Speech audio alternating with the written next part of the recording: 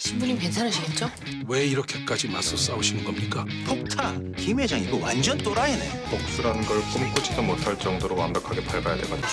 우리 이렇게 같은 편이 된 김에 슬슬 시작해볼까? 신부님, 이번엔 제가 도와드리겠습니다.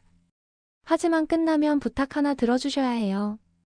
병실에 울려 퍼진 익숙하면서도 의외의 목소리에 김혜일 신부의 눈이 커진다. 예상치 못한 방문객의 등장으로 열혈사제이의 구애는 충격적인 시작을 알린다. 김혜일이 병원에서 깨어나자마자 김홍식의 음모를 저지하기 위해 동료들을 찾기 시작한다. 위기의 순간 뜻밖의 조력자들이 나타나며 사제와 예상치 못한 인물들이 손을 잡는 색다른 연합군이 결성된다. 김혜일은 병상에서 깨어나 찾아온 이들을 보고 놀라움을 감추지 못한다. 그중 한 사람은 특유의 능청스러운 태도로 의리를 내세우며 부탁 하나를 들어달라고 요청한다. 김혜일은 잠시 고민하지만 동료들을 구하기 위해 동참을 허락한다. 새로운 동료들은 각자의 능력을 발휘해 주변 정보를 모으고 과거 쌓아둔 네트워크를 활용한다. 이들은 예상 외의 시너지로 김홍식 패거리의 은신처를 파악하며 작전을 돕는다.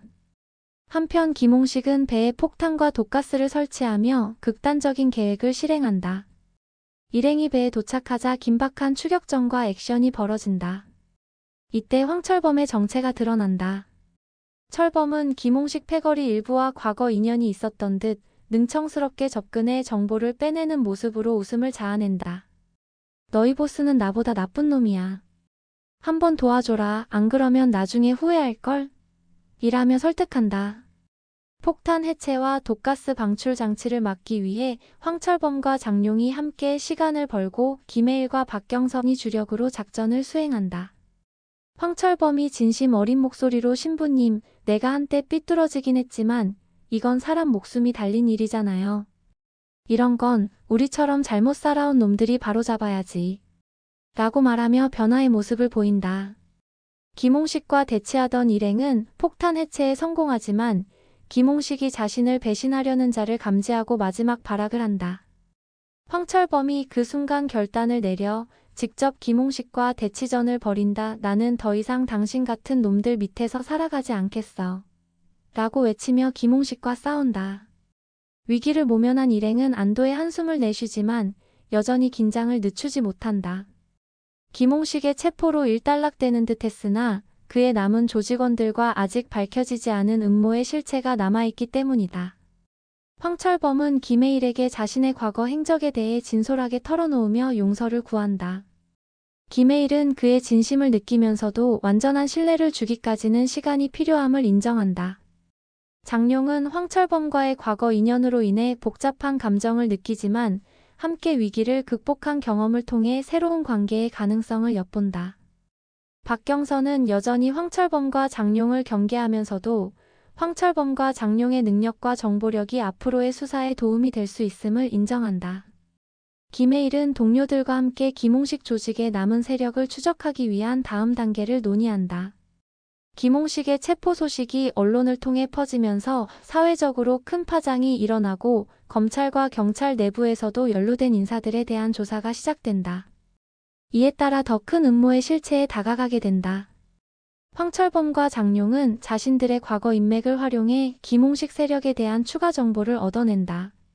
이 과정에서 그들은 자신의 과거 행적을 반성하고 진정한 변화의 길을 걷고자 하는 의지를 보인다. 기존 멤버들은 이들의 모습을 지켜보며 복잡한 감정을 느끼지만 점차 그들의 진심을 인정하기 시작한다. 김혜일은 황철범과 장룡의 협조로 얻은 정보를 바탕으로 김홍식 조직의 자금줄과 연결된 고위 인사들의 명단을 확보한다.